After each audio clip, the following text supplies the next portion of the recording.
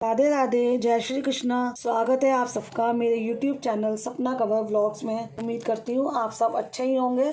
आज की इस वीडियो में मैं आपको शरद पूर्णिमा व्रत की पूजा के बारे में बताऊंगी कि शरद पूर्णिमा की पूजा किस तरह से की जाती है। उसे हमने चौकी पर एक पीले रंग का वस्त्र बिछा लिया है, गंगा जल का छींटा देकर उसको पवित्र कर लिया है।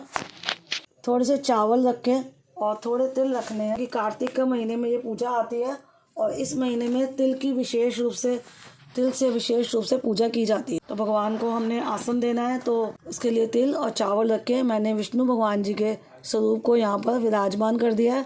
अगर आपके पास कोई मूर्ति है तो आप उनको स्नान करके भी विराजमान कर सकते हैं, और अगर आपके पास विष्णु भगवान जी की मूर्ति भी नहीं है तो आप बाल गोपाल जी को भी विराजमान कर सकते हैं। तो मैंने चावल का और तिल से स्थान देकर लड्डू गोपाल जी को भी विराजमान कर दिया है। तो जो शरद पूर्णिमा की पूजा होती है वो विशेष रूप से धन समृद्धि की देवी माता लक्ष्मी और चंद्रदेव की आराधना से संबंधित है, और ऐसा माना भी जाता है कि अश्विन मास की जो शरद पूर्णिमा की पूजा होती है उसमें माता लक्ष्मी जी की विशेष कृपा पाई जाती है। अश्विन मास की शरद पूर्णिमा के दिन माता लक्ष्मी और भगवान श्री कृष्ण, धन के देवता कुबेर जी और चंद्रदेव की पूजा विशेष रूप से की जाती है।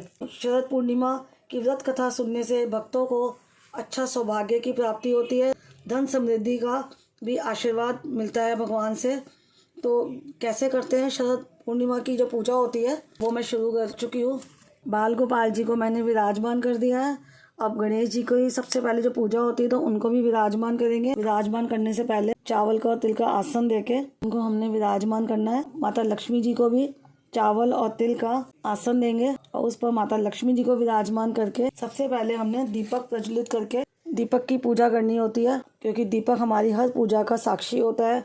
अग्निदेव की साक्षी मानकर ही सारी पूजाएं की जाती हैं। दीपक को पहले मैं तिलक कर देती हूँ रोली से, थोड़े से उनको भी तिल चढ़ा देती हूँ, थोड़े अक्षत अर्पित कर दी और वस्त्र रूपी कलावा और साथ में पुष्प अर्पित करके ये दीपक की पूजा हो जाती है। तो शरद पूर्णिमा को कोजागरी पूर्णिमा और कमला पूर्णिमा भी कहते हैं। इसे कौमुदी उत्सव, कुमार उत्सव, शरद उत्सव और रास पूर्णिमा के नाम से भी जाना जाता है, क्योंकि इसी दिन भगवान श्री कृष्ण ने रास लीला भी करी थी। तो इसके बाद बहुत ज़्यादा महत्व है शरद पूर्णिमा के।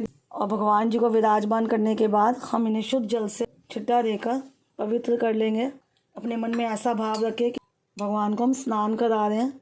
तो बाल गोपाल जी को मैंने पहले ही स्नान करा दिया है और उनको वस्त्र पहनाकर तैयार करके उनको उनके आसन पे विराजमान कर दिया है। भगवान श्री हरि और माता लक्ष्मी जी को भी हमने जल से स्नान कराने का भाव से उन्हें जल छिड़क दिया है।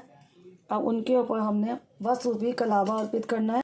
गणेश जी को भी हमने वस्त्र रूपी कलावा अर्पित करना है, उनको तिलक करना है और चंदन से भी उनका तिलक कर दिया है मैंने।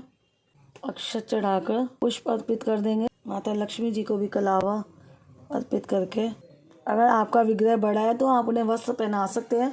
मेरे विग्रह छोटे हैं तो मैं इसी तरह से पूजा करती हूँ। अक्षत चढ़ा देंगे, थोड़े तिल चढ़ा देंगे और उसके बाद और पुष्प चढ़ा देंगे माता लक्ष्मी जी के आगे भी। उसके बाद हमने घंटी जी करना है पूजन, तो इनको भी शुद्ध करके गंगा जल से स्नान का भाव लेकर वस्त्र रूपी कलावा मैंने चढ़ा दिया है। थोड़े तिल चढ़ा देंगे और तिल का ही आसन देना है, थोड़े अक्षत और तिलक कर देंगे। आप चाहे तो कलश की स्थापना भी कर सकते हैं।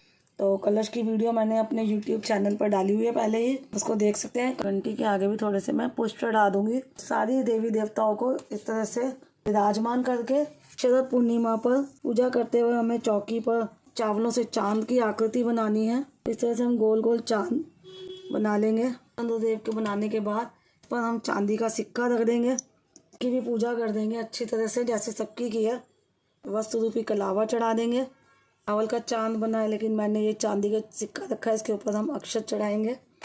जैसे तिली सफ़ेद चंदन का तिलक कर देंगे। सफ़ेद चंदन और पीले चंदन से तिलक करने के बाद इनके ऊपर थोड़े से हम पुष्प अर्पित कर देंगे। शरद पूर्णिमा के दिन अगर आप चाहें तो ये पूजा छत पर भी कर सकते हैं। चांद की रोशनी में पूजा करना बहुत अच्छा भी होता है। शरद पूर्णिमा की पूजा जो चांद की रोशनी में की जाती है, उससे चांद की जो किरणें पड़ती हैं उससे अमृत बरस रहा होता है, हमारी पूजा भी सफल हो जाती है वो। और नहीं तो आप अपने घर में चौकी बिछाकर जैसे करते हैं वैसे पूजा कर सकते हैं। मैंने चांद देवता की पूजा यहाँ कर दी है, इनको दीप धूप दिखा दिया है। आज के दिन श्री सूक्त का पाठ करना बहुत अच्छा होता है। विष्णु चालीसा का पाठ करें आप, वो भी अच्छा होता है। तो हम पुस्तक की भी पूजा कर लेते हैं विधि से। आप देख रहे होंगे कितनी पुरानी पुस्तकें हैं, तो मैं काफ़ी सालों से ही श्री सूक्त का पाठ भी कर रही हूँ। सत्यनारायण भगवान की पूजा की जाती है पूर्णिमा के दिन। तो इनको भी शुद्ध जल से पवित्र करके रूपी कलावा अर्पित करेंगे, तिल अर्पित करेंगे, तिलक करेंगे। तिलक करने के बाद पुष्प अर्पित करेंगे। धार्मिक पुस्तकों की जो हम पूजा करते हैं ये भी बहुत अच्छा होता है और करनी चाहिए हमें, क्योंकि ये हमारे को बहुत ज़्यादा ज्ञान देती हैं। शरद पूर्णिमा की जैसे कि ये पूजा है, विशेष रूप से चंद्रमा की पूजा होती है, लक्ष्मी माता की होती है पूजा। तो इस दिन हमें खीर ज़रूर बनानी चाहिए। आप खीर चावल की बना सकते हैं, उसमें मखाने डालकर और थोड़ा केसर डालकर। और खीर को आप चाहें तो मिट्टी के बर्तन में डालकर रात को चंद्रमा की रोशनी में रखें, क्योंकि आज के दिन चंद्रमा की किरणों से अमृत बरसता है, जो कि बहुत ही ज़्यादा हमारे लिए अच्छा होता है। उस खीर का हम प्रयोग करेंगे तो पूरी रात खीर को आप छन्नी से या किसी महीन कपड़े से ढक कर रखें और सुबह 4 बजे के करीब आप खीर को उठा लें। और उसके बाद आप सबसे पहले उस खीर को भगवान का भोग लगाएं और फिर घर में सभी लोगों को जब वो उठ जाएं सुबह, उन्हें उस दिन जल्दी उठाएं अगले दिन और उसका भोग दें उनको। तो ये हमारे स्वास्थ्य के लिए अच्छी होती है। और चंद्रमा की रोशनी में शरद पूर्णिमा के दिन हमें रात को बैठना चाहिए, जाप करना चाहिए। अगर आपने नाम दीक्षा ले रखी है, आप अपने मंत्र का जाप कर सकते हैं, या विष्णु भगवान जी के किसी मंत्र का जाप कर सकते हैं, कृष्ण भगवान जी के मंत्र का जाप कर सकते हैं। और वहाँ बैठे बैठे ही हमें अपना ध्यान पूजा करने के बाद जो उनकी किरणें हमारे पर पड़ती हैं वो हमारी स्वास्थ्य के लिए बहुत अच्छी होती है। किसी को अगर अस्थमा की प्रॉब्लम है तो इस बीमारी से भी छुटकारा मिलता है इस खीर का प्रयोग करने से। तो इसी तरह से हमें शरद पूर्णिमा की पूजा करनी चाहिए। और अब मैं भगवान जी को खीर का भोग लगाती हूँ। भगवान श्री हरि को हम तुलसी दल अर्पित कर देंगे। बाल गोपाल जी को भी तुलसी दल अर्पित ज़रूर करें और सभी चीज़ों को हम भगवान के आगे अर्पित कर देते हैं। तो इस दिन विशेष रूप से सफ़ेद चीज़ों का ही भोग लगाया जाता है, जैसे खीर हो गए, बताशे हो गए, मखाने हो गए, मिश्री। और आप सफ़ेद रंग के पेड़े भी सफ़ेद रंग के होते हैं तो उसका भी आप भोग लगा सकते हैं चाहे तो। बाकी नहीं तो आप घर में खीर बनाकर तो उसका ज़रूर भोग लगाएं। और गणपति जी को जब आप भोग लगाएंगे तो उसमें आपने तुलसी दल नहीं डालना। और भगवान विष्णु जी को भोग लगाते हुए आपने खीर में तुलसी दल अर्पित करना है। तो मैंने तुलसी दल भगवान जी के आगे पहले ही रख दिया है, कृष्ण भगवान जी की भी आगे रख दिया है। तो इस तरह से शरद पूर्णिमा की जो पूजा होती है, और आज के दिन ही सत्यनारायण भगवान की पूजा होती है, तो उसके लिए भी आप चूरमा बना लें और उसके अंदर आपने तुलसी दल ज़रूर रखना है। के साथ साथ अब ऋतु फल भी अर्पित करें भगवान को। तो मैं केले का भोग लगा रही हूँ, उस पर भी तुलसी दल रख दिया है। और बाकी सारे भोग लगाने के साथ साथ आज के दिन पान का भोग भी ज़रूर लगाना चाहिए भगवान को। और इसकी डंडी तोड़ के इसको शुद्ध जल से पवित्र करके एक सुपारी, 2 फूल वाली लौंग, इलायची और एक बताशा रख के भगवान को अर्पित करना है। और साथ ही साथ इसमें एक तुलसी दल भी आप ज़रूर रखें और भगवान को अर्पित करें। तो ये भोग लगा के मैं यहाँ भोग के स्थान पर रख रही हूँ। भगवान जी को धूप दीप दे देंगे सबको यहीं से। और इसके बाद जैसे शरद पूर्णिमा की पूजा है तो उसकी व्रत कथा करेंगे, पूर्णिमा व्रत की। और साथ में श्री सत्यनारायण भगवान जी की कथा करेंगे। तो कथा करने से पहले हाथ में थोड़े से हम चावल ले लेंगे। खाली हाथ पूजा नहीं की जाती है, तो चावल ले लेंगे, साथ में थोड़े से पुष्प रख लेंगे हाथ में, और आप तिल भी रख सकते हो हाथ में। उसके बाद हम कथा को पढ़ते हैं और कथा करने के बाद आरती करते हैं। तो व्रत कथा होने के बाद मैंने आरती की ताल तैयार कर ली है। तो सबसे पहले हम गणेश जी की आरती करते हैं। भगवान जी की आरती करती हूँ मैं। जय लक्ष्मी रमना श्री जय लक्ष्मी रमना, सत्यनारायण स्वामी जन्म पातक हरना। जय लक्ष्मी रमणा रम, जय जगदीश हरे स्वामी, जय जगदीश हरे।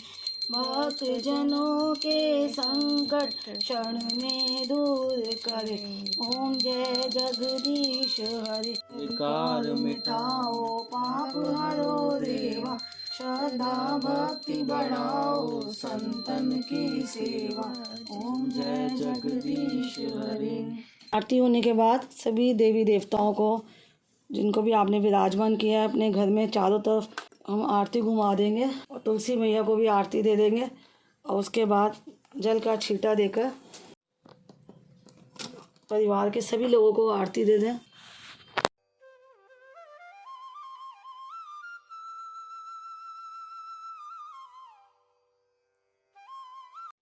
शरद पूर्णिमा की ये पूजा और सत्यनारायण भगवान की ये पूजा मेरी पूरी हो चुकी है। उम्मीद करती हूँ वीडियो आपको पसंद आई होगी। वीडियो अच्छी लगी है तो वीडियो को लाइक ज़रूर करिएगा, शेयर भी करें और कमेंट बॉक्स में जाकर राधे राधे ज़रूर लिखिएगा, क्योंकि मेरे कान्हा जी को राधे राधे सुनना बहुत अच्छा लगता है। और कान्हा जी आप सब पर ऐसे ही कृपा बनाए रखें।